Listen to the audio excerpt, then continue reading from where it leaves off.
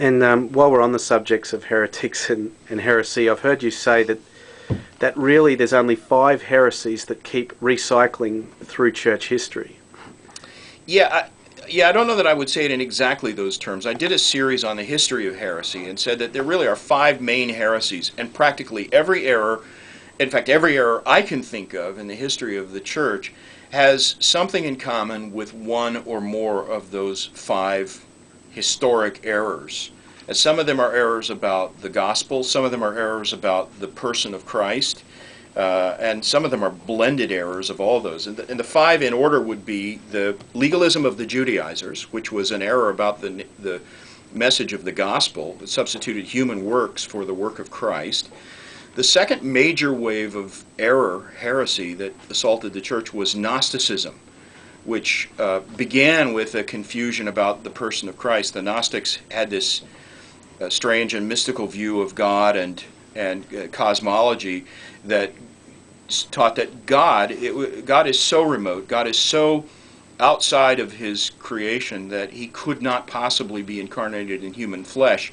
And so they devised different ways to explain the incarnation and answer the question of who is Christ. And all of them messed up the doctrine of the Godhead and had either a Christ who is not God in the flesh or a Christ who is not truly human, blended with a sort of mysticism. And so that's Gnosticism. It has much in common with today's New Age movements and various kinds of mysticism and things like that. The third wave of error was Arianism, which is an exact parallel with modern Jehovah's Witness doctrine. It was just a flat-out denial that Jesus is truly God.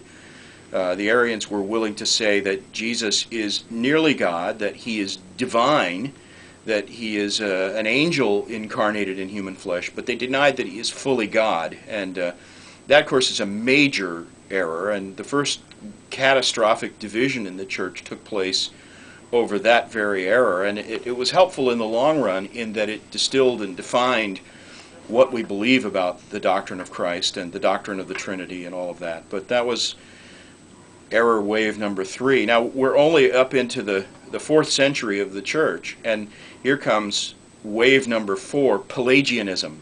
Pelagianism was another corruption of the gospel, and similar to the error of the Galatian legalists, Pelagians said salvation is really the work of the sinner and not the work of God. The heart of Pelagianism was a denial of original sin. Pelagius said, what Adam did affected Adam alone.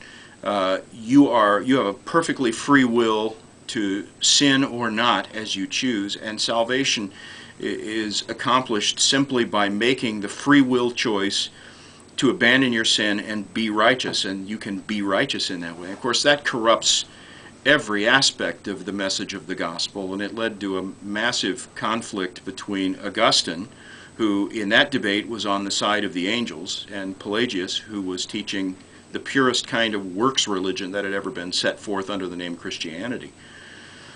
What is that, 4? Yes. Okay, and so then the 5th wave, the final sort of novel heresy, didn't come along until the Protestant Reformation, and it was sort of a backlash that occurred in conjunction with the Reformation. We call it Socinianism, and really it's just pure distilled theological liberalism. Socinus was an Italian reformer for a while. He was interested in the Reformation, but he ended up rejecting everything that Roman Catholic Church taught, including what was orthodox about the person of Christ, the deity of Christ, and the Godhead, the reality of miracles. He denied all of that. So he really took practically every heresy that had ever existed before and blended it together in one system, which is theological liberalism. And it's resurfaced since the era of the original Socinians. It's resurfaced in various forms as deism and Unitarianism and modernism, and now theological liberalism. And most recently, I would say, you have an expression of the Socinian error in open theism and certain segments of the emerging church movement.